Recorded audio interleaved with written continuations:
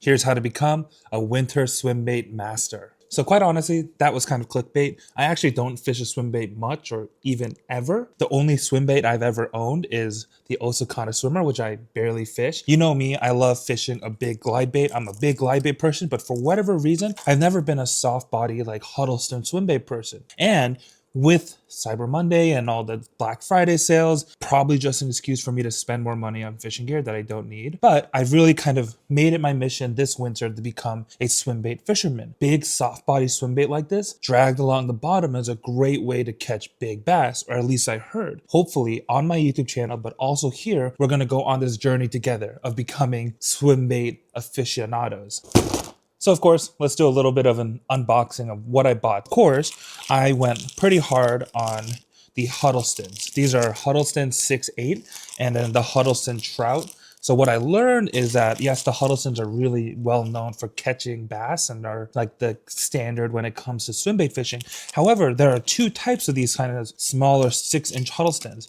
There's the Huddleston Trout and then the Huddleston 6.8. And the big thing that you can see is this is the 6.8 here on the side. The reason why it's called a 6.8 is that they're both 6 inches, but it has the 8-inch Huddleston's tail on the back. So you can get a much bigger kick out of the same profile as the Huddleston Trout. These are going to be kind of my starter swim baits, right? So I've got a bunch of these Huddleston pre-rig in a rate of fall 5. That's what I've seen online for kind of slow dragging, but not being too heavy. So that if the swim bait is like too heavy, like a rate of fall 12, it's going to wedge itself into rocks. But with a 5, it's just enough that if you feel a bump, you kind of just pop your rod over and have that swim bait pop over that rock instead of getting hung up all the time. And I also snagged a bunch of these on sale. These are the Beast Coast Creep 6.5s, but they're a soft body swim bait that they pour by hand. They've got a nice flat top, big belly slit. They come unrigged, so they recommend an 8/0 size, so an 8/0 Beast hook screw lock. I got a 3/4 ounce and a 1/2 ounce. I don't remember if they said they scented these.